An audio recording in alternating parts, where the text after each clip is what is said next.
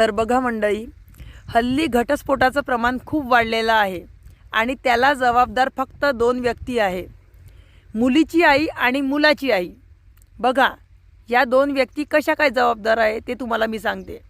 हल्ली दोघं नवरा बायको जर बाहेर फिरायला गेले किंवा कुठे बाहेर कोणत्या तीर्थक्षेत्री किंवा बाहेर कोणत्या स्थळी गेले फिरायला, तर सगळ्यात जास्त मुलाच्या आईच्या पोटात दुखतं.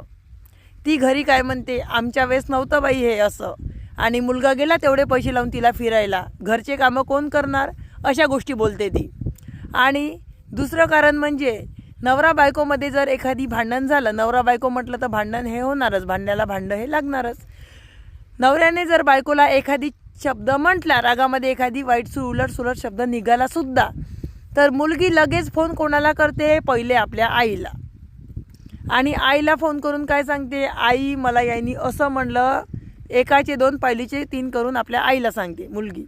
आणि तिची आई तिच्या प्रश्नाचं योग्य उत्तर न देता तिला डायरेक्ट म्हणते, त्या जावयाची कशी हिंमत झाली असं म्हणायची, तू बॅग भर न ये घरी 4 दिवसासाठी. आणि ती मुलगी 4 दिवसासाठी बॅग भरून जाते आणि हल्ली 4ही वर्ष झाले तरी काही वापस घ्यायचं नाव नाही, 5व्या वर्षी मात्र घटस्फोट होतो. तर सगळ्यात मोठं कारण हे आहे.